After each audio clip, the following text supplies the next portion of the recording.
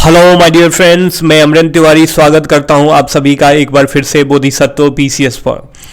Friends, आजकल हमारे देश में जो है एक बहुत ही बुरा ट्रेंड चल चुका है और वह ट्रेंड है बहुत ही चीप रूप से फेमस होने का।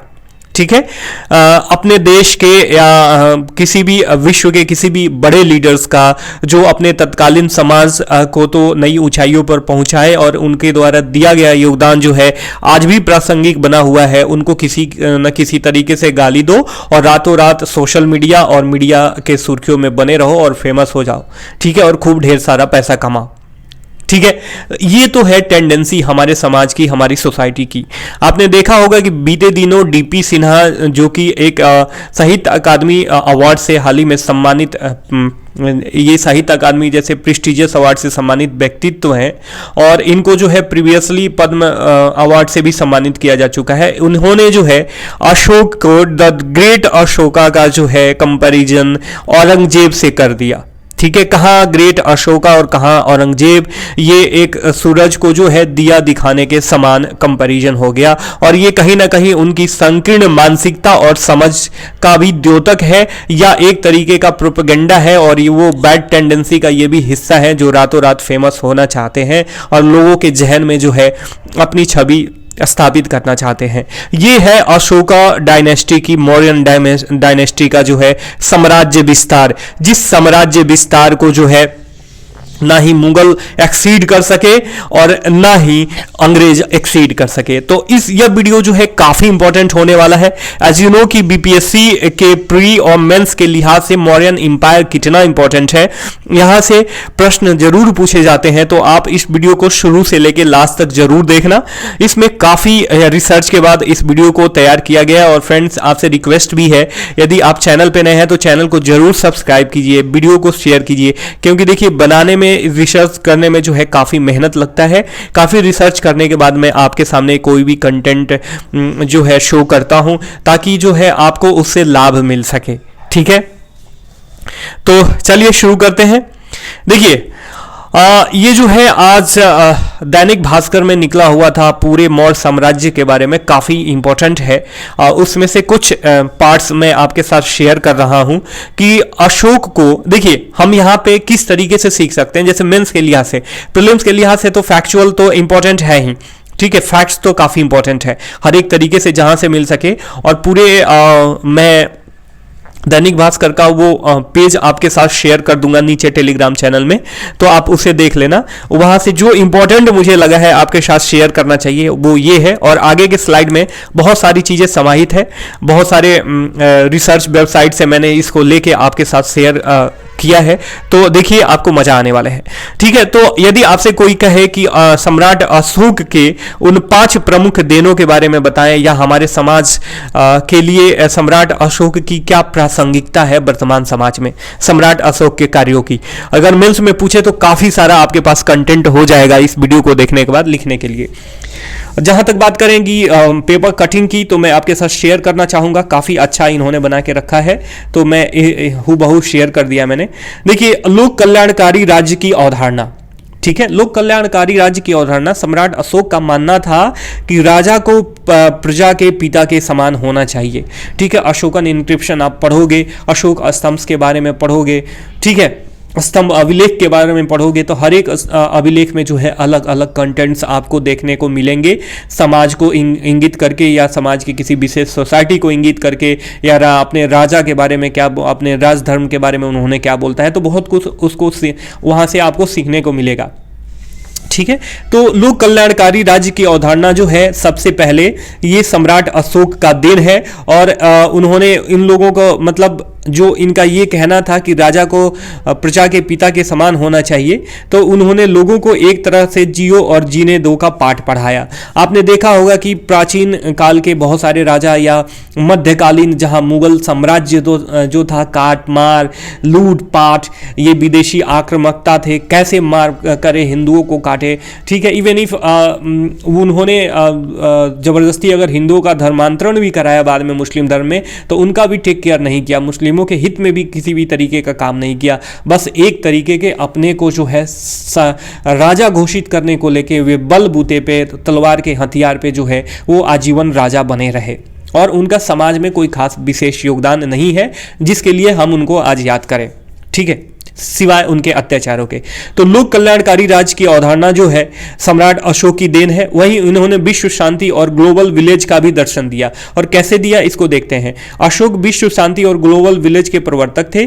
पर्याप्त साधन और विशाल सेना होने के बावजूद भी युद्ध के उलट शांति का जय घोष किया। तभी तो ये विश्व शांति का संदेश जाता है, ठीक है। जैसे नहीं कहते हैं कि क्षमा शोभती उस भुजंग को जिसके पास गरल हो। तो अशोक के पास इतनी ताकत थी, इतना बड़ा साम्राज्य था, इतनी बड़ी सेना थी, इतना धन दौलत था, वो चाहते तो पूरे विश्व को सिकंदर के जैसे रौंद सकते थे, लेकिन उन्होंने ऐसा नहीं किया। उन्होंने युद्ध के स्थान पे शांति के द्वारा, राजनीतिक कार्यों के द्वारा, अच्छे कार्यों के द्वारा जो है अपने साम्राज्य विस्तार की कोशिश की और उसमें काफी हद तक वे सफल भी रहे। तो एक तरीके का हम कह सकते हैं कि विश्व शांति और ग्लोबल विलेज का दर्शन जो है सम्राट अशोक ने तब दिया था और आज भी प्रासंगिक है। राजा जो भी धर्म माने, राज्य का कोई धर्म नहीं, सेकुलरिज्म की सबसे बड़ी सीख है।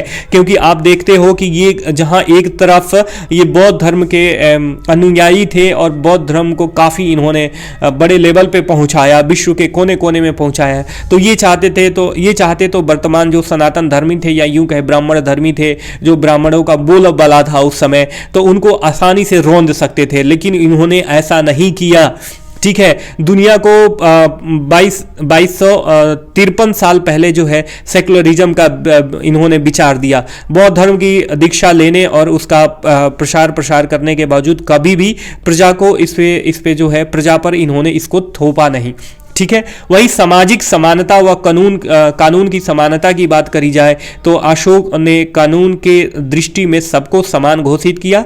सामाजिक समता और दंड की समता नीति लागू की। दंड देने के लिए रज्जुक नामक अधिकारी भी इन्होंने नियुक्त किया। वहीं देश के लिए एकता और अखंडता की दरकरार की बात करी जाए तो अशोक ने अपने उदार विचारों के जरिए देश में राजनीतिक एकता कायम की। एक धर्म, एक भाषा और बहुत हद तक एक लिपि सूत्र में देश को बांधा, ठीक है। तो ये था सम्राट अशोक का देन, ठीक है। अब इनका व्यक्तित्व देखिए, आदमी के कार्यों के द्वारा ही उसके व्यक्तित्व की पहचान करी जा सकती है, ठीक है। तो अब देखिए, अब इसको मेंस में कैसे यूटिलाइज करोगे, how you will utilise in mains answer writing.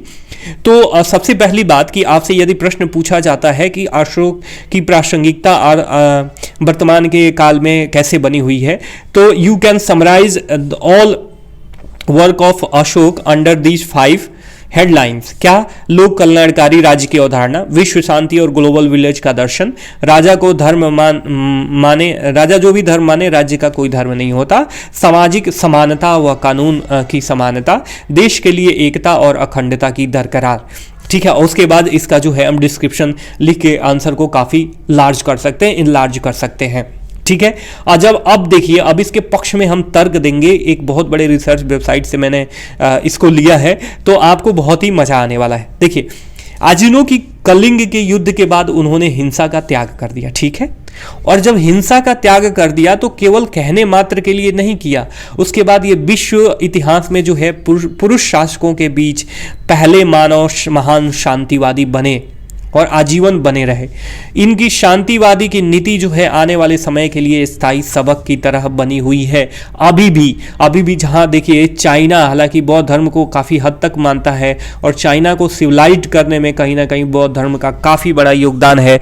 तो ये क्या है, ये सम्राट अशोक के द्वारा ही संभव हो पाया। और चाइना जहां वो मास एक्सपेंशन करना चाहता है और बहुत हथियार निर्यातक देश जो है चाहते हैं पूरे वर्ल्ड वाइड अशांति बनी रहे ताकि उनका हथियार सप्लाई होते रहे, पूरे वर्ल्ड वाइड असुरक्षा का माहौल क्रिएट कर रहे हैं।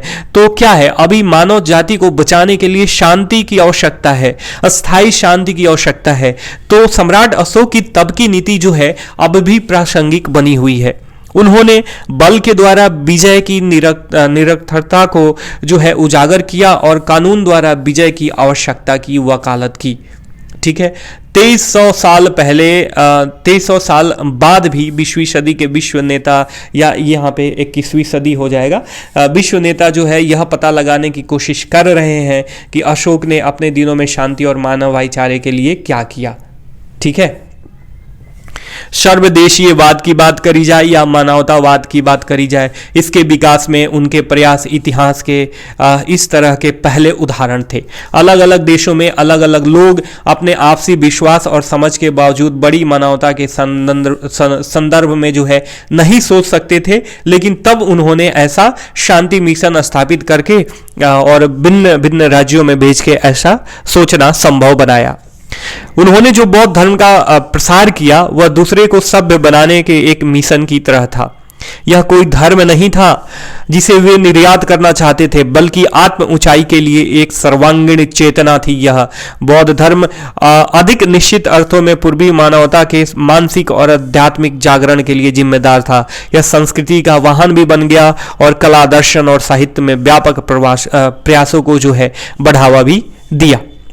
अब देखिए, अब ये तो हमारा इंट्रोडक्शन हो गया कि क्या क्या उन्होंने किया और उनके बारे में हम पूरा भूमिका बांधे। अब चूंकि अब जब आप मेंस आंसर राइटिंग करते हो तो आपको क्या है, इतिहासकारों के द्वारा जो है लिखे गए तथ्यों को, या किसी भी रिसर्च में यदि हिस्ट्री का लिख रहे हो तो हिस्ट्री से रिलेटेड या अन्य विषय से रिलेटेड जो भी रिसर्चर रहे हैं, तो इतिहासकार पढ़ रहे हैं, इतिहास पढ़ रहे हैं, तो इतिहासकार की बात करी जाए तो उनके तथ्यों के द्वारा, उनके रिसर्च के द्वारा हम अपने कही गई बातों को सत्यापित करने की कोशिश करते हैं। तो इसमें इतिहासकार एक है DR भंडारकर। इनके अनुसार जो है, हालांकि इतना निश्चित है कि दुनिया में इस भारतीय सम्राट की मिशनरी गतिविधि से काफी हासिल किया है और सुदूर पूर्व के बौद्ध धर्म ने न केवल अपना धर्म और दर्शन बल्कि हिंदू सभ्यता की अन्य महत्वपूर्ण विशेषताएं भी दी है। इस दर्शन के द्वारा DR भंडारकर ने यह कहा है, जो फैलाया किसके द्वारा गया? अशोक के द्वारा। ठीक है, इसने न केवल थेरेप्यूटे और एसन के यहूदी संप्रदायों पर बल्कि प्रारंभिक काल के ईसाई धर्म और साथ ही मध्य युग पर भी मजबूत प्रभाव डाला है। अब ये थेरेप्यूटे और एसन के बारे में आप सोचते होंगे कि ये क्या है, तो भैया आप NCERT पढ़ो, आपको सब समझ में आएगा। ठीक है, जबकि अशोक का राजनीतिक साम्राज्य जो है क्षणिक साबित हुआ और उसका धार्मिक सांस्कृतिक साम्राज्य लेकिन युगों तक जीवित रहा। इतिहास में किसी दूसरे राजा को जितने लोग याद नहीं करते हैं, उससे कहीं ज्यादा जो है आज उन्हें अशोक को याद किया जाता है। ठीक है, अब देखिए, अब विश्व इतिहास में अशोक का क्या स्थान है, इसके निर्धारण के लिए प्रसिद्ध इतिहासकार हर्बर्ट जॉर्ज वेल्स ने जो तुलना की है 3 अन्य महान सम्राटों से पूरे विश्व के, जैसे सिकंदर महान, जूलियस सीजर और नेपोलियन बोनापार्ट, इन सबके पास जो है विशाल साम्राज्य, विशाल सेना और विशाल शक्ति थी। तो ये लोग क्या किए अपने जीवन में, उनकी तुलना जो है अशोक से की गई है। सिकंदर ने क्या बनाया, जैसे जैसे उसकी शक्ति बढ़ती गई उसने अहंकार और हिंसा भी उसमें जो है बढ़ती गई, लोगों को हथियार के बल पे जो है जीतने की कोशिश करी, शराबी में, अय्यास में वो मतलब पूरी तरीके से डूब गया और अंततोगत्वा शराब पीने के कारण ही जो है उसको अचानक बुखार आता है और 33 साल की उम्र में उसकी मृत्यु हो जाती है और उसके बाद तुरंत ही उसका जो है साम्राज्य टूटने लगता है। वहीं यदि जूलियस सीजर की बात करी जाए तो इसके बारे में एस.सी. वेल्स ने बताया कि अपनी शक्ति की चरम पर जब दुनिया के लिए वह बहुत कुछ कर सकता था, वह मिस्र में उस जल परी एक मतलब कोई एक लड़की थी क्लियोपेट्रा के साथ जो है दावत और मस्ती कर रहा था जब वह 54 वर्ष का था और बर्बाद हो गया। जूलियस सीजर मर गया, ठीक है, लोगों ने मार दिया उसे। तो ये सारी चीजें हमें बताती हैं कि सम्राट अशोक जो है कितने महान थे। ठीक है, उनका चरित्र, उनकी थॉट प्रोसेस जो है अचानक जब वो हिंसा को त्यागे तो कैसे बदल गई और कैसे वो विश्व धर्म को और विश्व में जो है मानव धर्म के लिए कितने बड़े बड़े कार्य किए। वहीं नेपोलियन की बात करी जाए तो नेपोलियन के बारे में एस.सी. वेल्स ने कहा कि जब फ्रांसीसी क्रांति के बाद चीजों का पुराना क्रम जो है मर चुका था या मर रहा था, नेपोलियन सत्ता में आया, लेकिन जब वह काफी कुछ कर सकता था तो उसने जो है वह मौका गंवा दिया और कुछ नहीं किया। मानव जाति में उसका योगदान व्यवहारिक रूप से शून्य था। तभी तो आज हम मान लीजिए, जैसे हम मायावती के बारे में बात करते हैं, मायावती, ठीक है, लालू यादव, ठीक है, मुलायम सिंह, ठीक है, ये 3 ऐसे नेता हैं हमारे मतलब राजनीतिक इतिहास के, अभी भी है हालांकि, लेकिन इनका जो है कहीं ना कहीं अब राजनीतिक का सूर्य जो है अब अस्ताचल की ओर चल चुका है। तो ये अपने समाज के लिए, अपनी सोसाइटी के लिए काफी कुछ कर सकते थे।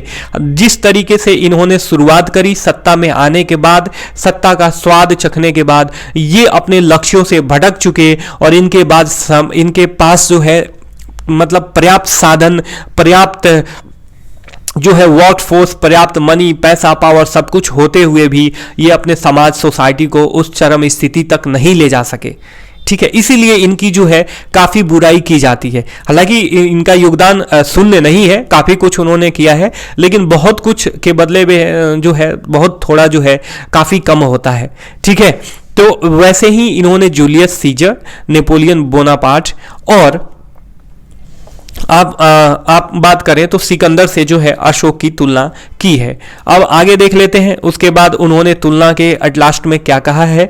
अशोक ने भौतिक सुख को बढ़ावा देने और मानव जाति के नैतिक उत्थान के लिए एक दूरदर्शी व्यक्तित्व के रूप में ये अशोक जो है उभरे हैं। उन्होंने अपने विजन को हकीकत में ढाला, और जब मौर्य साम्राज्य अपने चरम पर था, अशोक ने अवसर का लाभ उठाया और अपनी ऊर्जा के साथ साथ साम्राज्य के संसाधनों को लोगों की भलाई के लिए समर्पित कर दिया। ठीक है, तो देखिए कहां पे 3 अन्य जो है विशाल साम्राज्य के मालिक और विशाल राजा, ग्रेट राजा जो है अपने भौतिक संसाधनों को और अपने पावर्स का यूटिलाइजेशन जो है अच्छी तरीके से नहीं कर पाए, और वहीं अशोक जो है कितने अच्छी तरीके से किए। इस तथ्य की जो है हम परिणति पे पहुंचते हैं इस एच.जी. वेल्स के जो है कंक्लूजन के द्वारा, और जो भी कंपैरिजन था उसके द्वारा। ठीक है, एच.जी. वेल्स आगे कहते हैं कि इतिहास के स्तंभों में दसियों और हजारों नामों के बीच अशोक का नाम लगभग अकेला चमकता एक सितारा है। ठीक है, तो ध्यान में रखिएगा, कभी भी सम्राट अशोक के बारे में, मौर्यन साम्राज्य के बारे में ऐसा कुछ लिखने को आए तो आप इनका कोट जो है आप कोट कर सकते हो। बुल्गा से लेकर जापान तक आज भी इनके नाम का सम्मान किया जाता है। चीन, तिब्बत और यहाँ तक कि भारत हालांकि इसने अपने सिद्धांत को छोड़ दिया है, उनकी महानता की परंपरा को बरकरार रखा है। देखिए ये लाइन जो है कुछ अतिरेक है, इसे हमें नहीं डालना है। ठीक है, कॉन्स्टेंटाइन या शार्लेमन के नामों की तुलना में आज अधिक जीवित लोग जो है उनकी स्मृति को संजोते हैं। किनकी स्मृति को? इनके द्वारा जो करे गए कार्य है ना, कॉन्स्टेंटाइन या शार्लेमन, इनके द्वारा करे गए कार्य हैं, इनको उन कार्यों को जो है अपनी स्मृति में संजोते हैं। उसी तरीके से इन्होंने द ग्रेट अशोका के बारे में भी बात की है कि भले अशोका का नाम लोग ना जाने, लेकिन विश्व शांति, भाईचारा, सेकुलरिज्म जो सिद्धांत आज से कितने 100 साल पहले दिए गए आज भी प्रासंगिक बने हुए हैं। महात्मा गांधी के लिए देखिए उसके बाद भारत भी आज़ाद होता है, और भारत देखिए अशोक का स्तंभ लेता है, अपने राष्ट्रीय ध्वज में जो है अशोक चक्र लिया गया है। तो ये सब जो है ना काफी बड़ा द्योतक है, और गांधी जी अशोक चक्र को लेके बोलते हैं कि यह प्रेम के दैवीय नियम का हमेशा चलने वाला पहिया है। तो ये था सम्राट अशोक के बारे में कुछ तुलनात्मक अध्ययन जो आपके मेंस के लिहाज से काफ़ी इंपॉर्टेंट है। देखिए तबीयत थोड़ी सी ख़राब है, तो शायद ऊर्जा की कमी लग रही होगी आपको, थोड़ा सा लेक्चर में कहीं ना कहीं फ्लक्चुएशन दिख रहा होगा, तो उसके लिए क्षमा प्रार्थी हूँ। ठीक है, हम फिर मिलेंगे, तब तक के लिए साइनिंग ऑफ, टेक केयर, जय हिंद, जय भारत।